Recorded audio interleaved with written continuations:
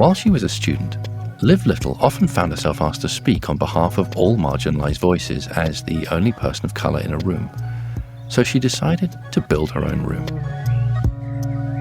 She founded Gal Dem magazine, a place and community where anyone could talk not just about their trauma, but about their joys and passions.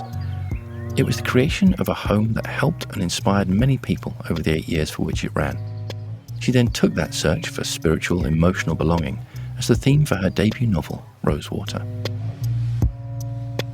We meet my main character when she's losing stability and her sense of home and her safety, but there's also a lot of home that she's able to find in the people in her life. And I think for me, having a physical home that is my own, a place to return to, is really important, but it's also about who and where and how do I feel safe. I'm Chris from Canopy and Stars, and this is A Life More Wild. You'll join Liv now for a walk along the Kent coast as she talks about creativity, loss, grounding herself by the sea, and trying to keep her socks dry.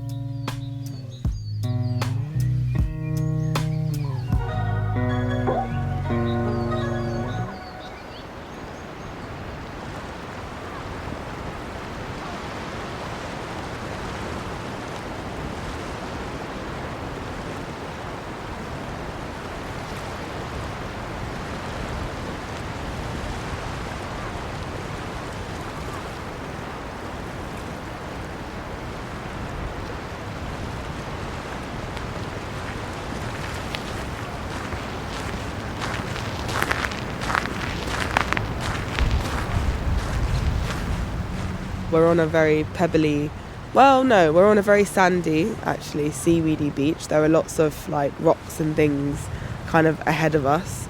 I can see a big kind of ferry boat in the distance. We're right next to one of the tidal pools, so where people can go swimming.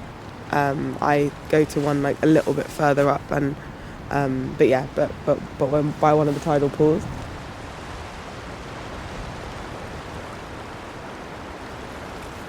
And to our right, there are more buildings that's pointing in the direction of the town and some of the cute restaurants. There's a pier, actually, which is really nice to sit on in the summer, on the kind of top level and have a drink. There's a Caribbean restaurant on that pier, actually. Yeah, there's so much kind of intersecting and going on in this one spot even. So many different kinds of people and vibes and connections to this place, I think.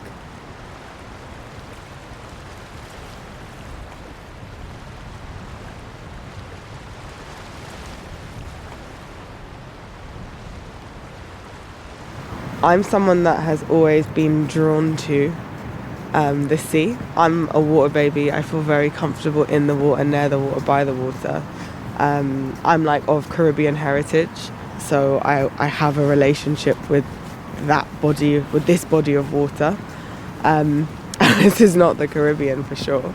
But I think, my partner and I were talking about this, and there was a little piece of us that was searching for something that felt like home in that way. And there's something very peaceful about being by the sea, and something very grounding actually about being by the sea. Something that reminds you that you're a small part of a much bigger thing. And I think there have been lots of transitions, changes in my life, a lot of loss, a lot of beauty as well, a lot of joy. But yeah, coming here and sticking my toes in the sand, taking off my shoes, and feeling where the water meets the earth. There's something really grounding, as I said, about that. And we moved out of London 2 years ago in the pandemic, amongst, I think, a lot of other people who were doing and feeling the same. It's a lot easier for me to feel in my body, I think, here. I love London. I do love South London. I love it. That's where I'm from. That's where my book is set. It's an important place to me, but this is also now an important place to me.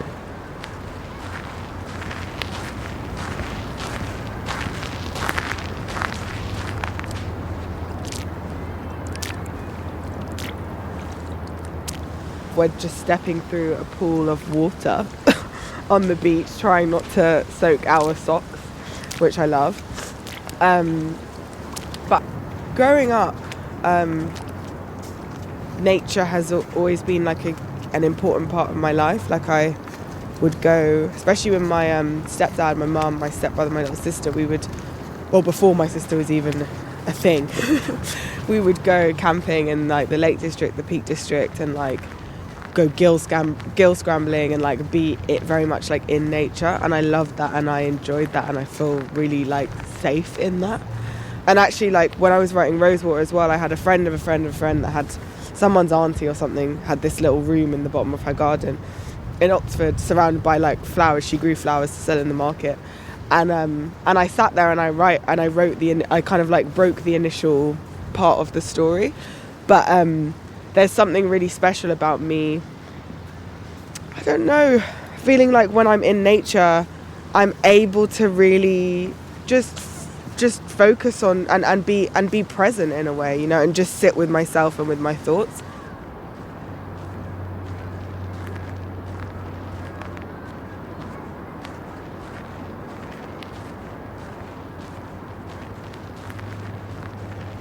Like my family, I'm half Jamaican and half Guyanese, right? And so Jamaica, which is, you know, the parish that I'm from, St. Elizabeth, they call it like the like fruit basket of Jamaica. It's like where so much kind of produce and things are grown and has a rich history. And my dad died a year ago, and like his love of Jamaica, his desire to return to Jamaica is something that he's given me. Like he's given me Jamaica, he's given me that rich culture and history and love of the land.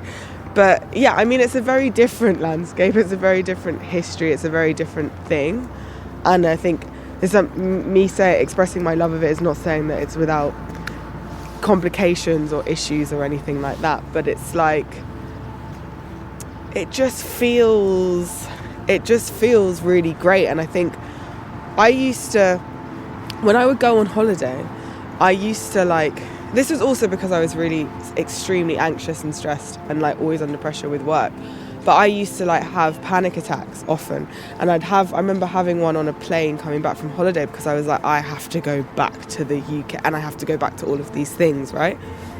And it's like, I don't have that anymore. Like I feel I'm like excited to come back to my home and to my partner and to like the home and the life that we have, and that feels really special. And that says a lot about what these beaches I think have given me. And there is I can't even, you know, this is just one walk and talk kind of conversation that we're having here, but I have so many beautiful conversations with people where we are just walking.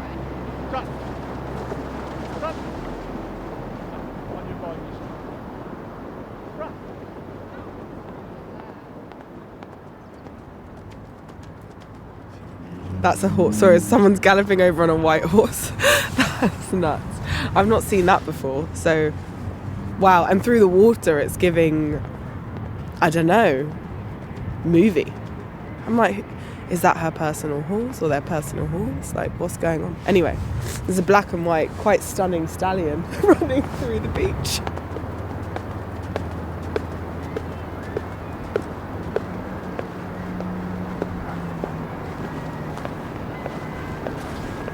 I mean, I'm being published by two really amazing publishing houses, Dialogue Books in the UK and Get Lifted Books, and John Legend's company in the US. And like, I don't know, I spent a lot of my career kind of like supporting people and telling their stories and trying to do so with love and with care. And I feel like I've really ended up with companies or with people, editors, publishers who really get it and who have handled my work and me with a lot of care and a lot of love and genuine passion and enthusiasm for the work. And that's been really special. So my publisher here, Charmaine, she's like one of the most senior kind of like black women in publishing, I think, in Europe.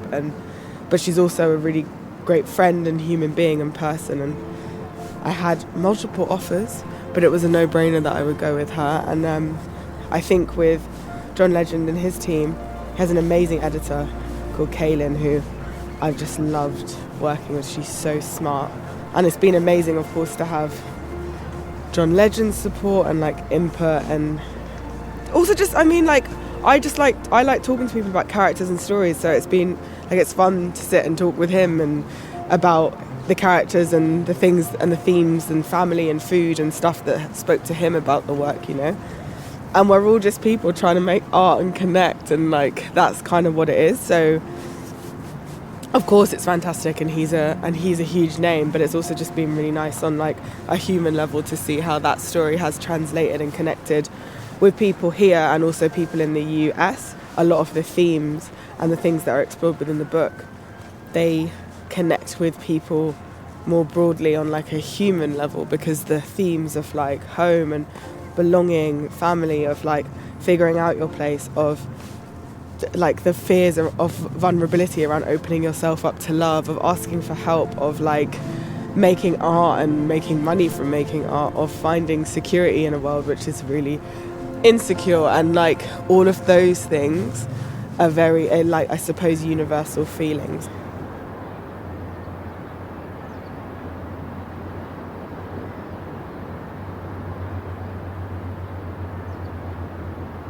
So Gal Dem was a platform that I set up age 21, baby girl. But really it was born out of a desire to connect with, to find community, with the remit to platform, I suppose, the creative stories from people of colour, from marginalised genders, but like across a broad spectrum of topics, because I think often in specifically the journalism landscape, you know, writers of colour tend to be asked solely to mind their trauma, and as much as that might be a part of the experience that you want to share, there's also needs to be space for joy and light and exploration, I think, really. Experimenting and being allowed the time and space to stay curious is important. And I did that for many years. I stepped back in 2020 to kind of focus on my own writing practice, my own well-being. I would like to think that Gal Dem has been able to kind of contribute to shifts in the wider media landscape. I think still riddled with issues, and you know, it's independent media. It's like a hard thing to sustain. But I think in terms of like the impact, in terms of like even, I don't know, I suppose watching the ways in which I have grown and my peers have grown, and like the way that everyone's creative practice have kind of shifted and has evolved, and considering that was where a lot of us will have written our first kind of pieces, I think it's been beautiful to map that. And I meet a lot of young writers, a lot of women, a lot of like black women as well, which like fills me with like warm feelings, who say, you know, that was the first place that published me, or it was a place where I read a story that I could really connect with, and it meant a lot and it inspired me, or whatever, or I met my best friend through it. Like, I think those are really beautiful things, and I think that legacy and that feeling, those things never die, you know, even if the physical platform no longer exists. That feeling, that proof that actually like it is okay to take up space, that to me is a really special, beautiful thing, and I feel really proud of all of the things that we achieved. And I think 8 years is pretty impressive, really.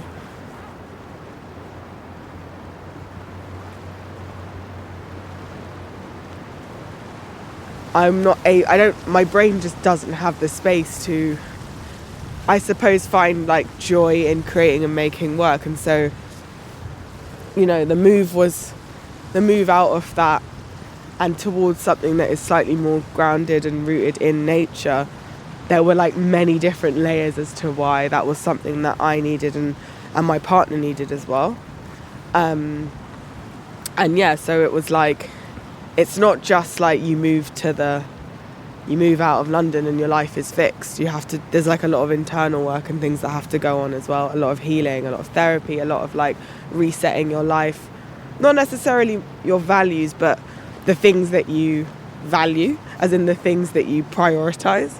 And I think for now, I feel at the moment anyway, it feels like I have this I'm getting somewhere in having like a balance where I love my work and I'm really enjoying it, but it's also not the most important part of my life. It's a part of my life. And like being happy and going for a walk and spending time with loved ones and taking time to be in nature, those things are like really important components for me being happy. and being able to there show up in the world and then make art and creativity that is full of joy and complexity and messiness and chaos and pain and heartbreak and love.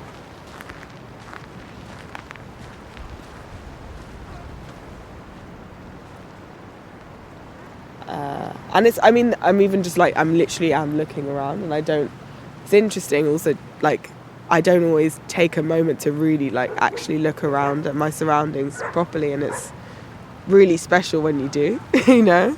Just again, like, it's that thing where you think you're being present, and then when you actually take a moment to just stop and look, and there's some cliffs in the distance, you really see it. And the birds and seagulls obviously run this town, so there are seagulls everywhere. I'm surprised that they're not squawking. And here, like this bar, in the summer, I remember when I first moved, I was like, are we in Ibiza or something? Because I'm like ordering a pina colada and it's like really hot, and people are dancing and there are DJs and we're on the beach, and I know it's not that, but it felt kind of like I was on holiday. But it's gorgeous, and you know, I think one of my first nights here, we had some drinks, and then people were like, we're going to make a bonfire on the beach, and I was like, do I live in a film? Like, this is amazing that this is just what you do, and barbecues on the beach, and I don't, those moments are really just beautiful and special. And so yeah, that's where we are.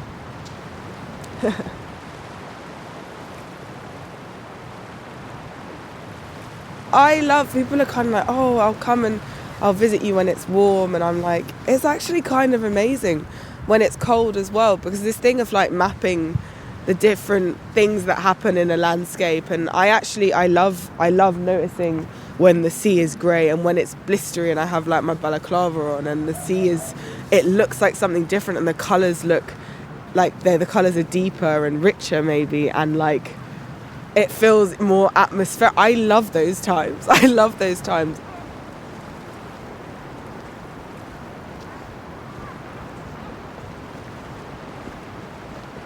Oh, it's just such a good sound. The waves, you know. And yeah, the sand is to my right. The cliffs are growing closer. There's a bit of grass, some hilliness, more people walking. Quite a few people doing, I think, some repairs or some like decoration to their beach huts, because we're approaching that time in summer when things are going to get used a lot more. But yeah, we remain on the beach.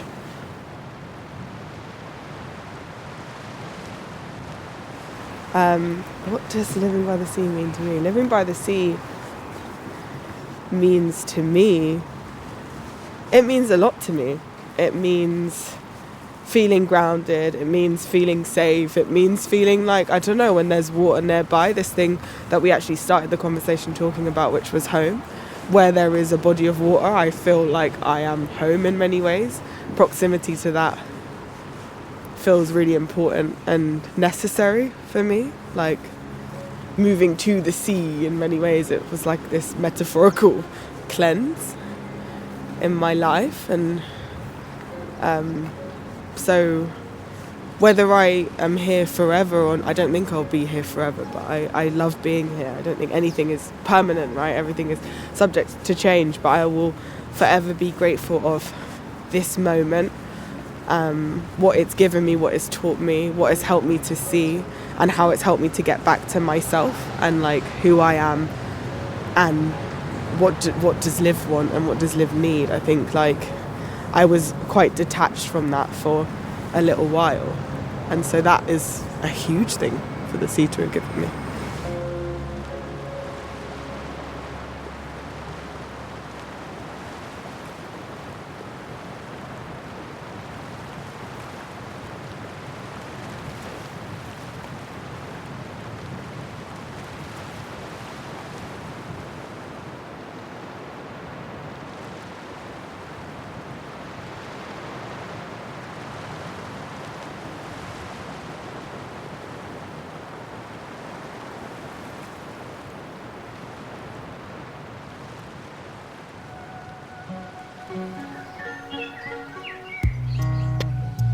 Liv's sense of calm and comfort in the space around her was palpable as she walked, and I wouldn't be surprised if it's got you thinking about where you feel most at home.